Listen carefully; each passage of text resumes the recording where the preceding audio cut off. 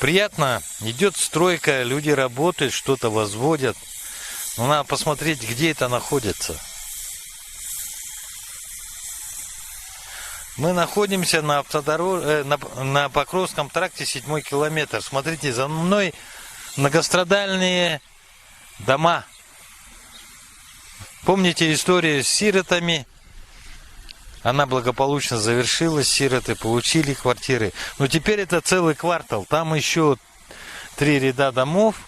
И здесь выяснилась интересная история, которая сейчас, наверное, приобретает очень неожиданный оборот. Вот где я стою, должен был стоять еще один дом, но в связи с вмешательством бывшего главы города Якутского его снесли, потому что он построился не по закону.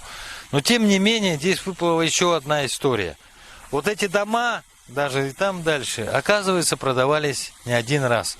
Сейчас эту историю нам расскажет один из потерпевших, теперь уже обманутый дольщик, Анна Егоровна Новгорода. Анна Егоровна, можно вас?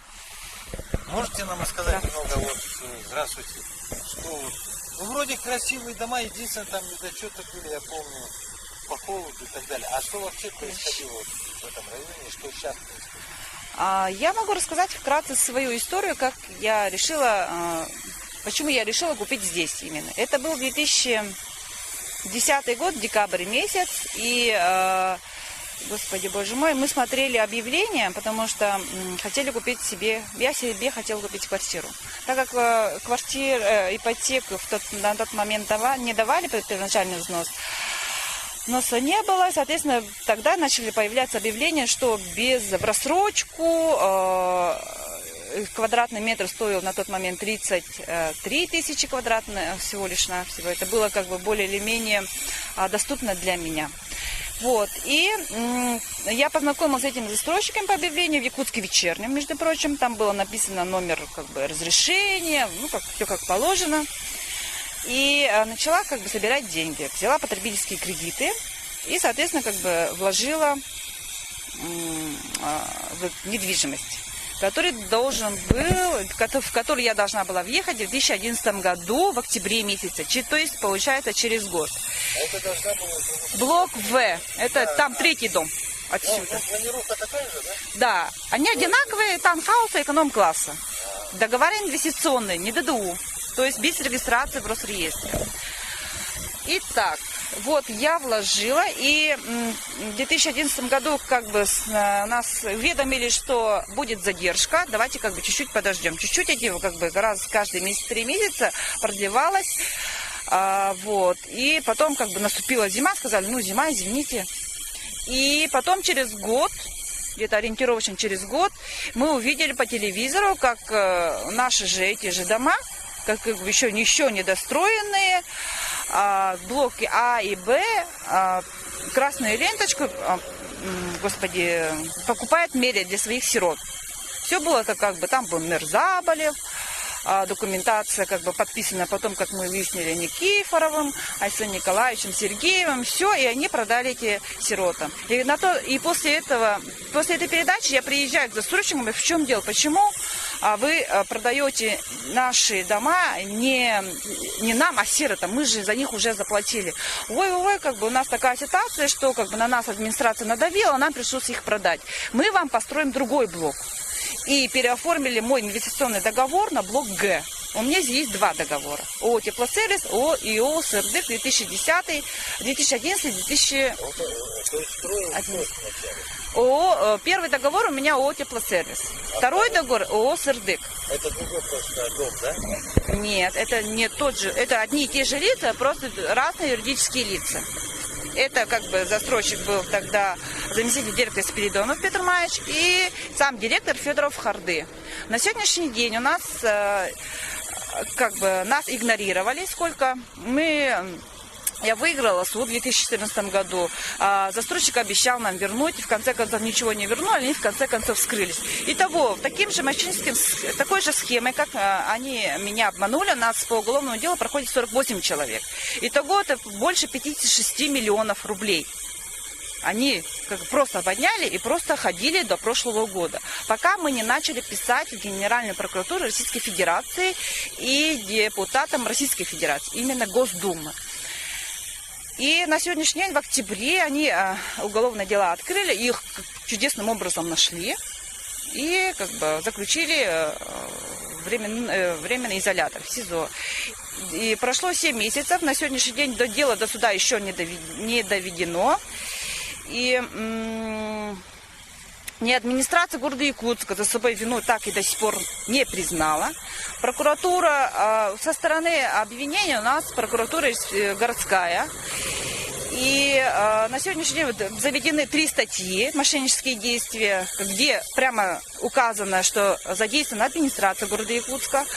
И это дело длится с 2011 года, получается. Мы просто 48 человек боимся, что опять это дело спустится на нет из-за того, что связано коррумпированное действие со стороны администрации. И нам никто, как бы, конечно, мы не ждем, чтобы они нам вернули эти 56 миллионов уже. Мы просто хотим... То есть вы уже не верите, да, в правосудие? Нет, абсолютно. Мы просто надеемся, что они просто ответят уже по справедливости, по Уголовному кодексу. Все. Ну, суд вас признал уже обманутым дольщиком, да? Нет, суд меня не признал еще обманутым дольщиком, потому что мы не попадаем, наша категория на сегодняшний день не попадает по 214 ФЗ как обманутый дольщик. Почему? Потому что у нас инвестиционные договора. Но с 1 июля у нас будут поправки, надеюсь, федерального закона, и тогда по этой категории, по двойным продажам мы пройдем как обманутые дольщики. И можем претендовать на социальные выплаты. Но есть категория, целый блок людей, которые, вот как раз блок D, который снесен, которые не попадают под категорию 214 ФЗ и обманутых дольщиков. Но они могут подать в суд, в Минстрой, таким образом попасть под категорию обманутых дольщиков. Я просто интересуюсь, вот система мошеннических действий в чем заключается? То есть в те года практически никто не следил, да, кто строит или как? Кому объекты принадлежат? Или же все-таки есть другая причина, как вы считаете?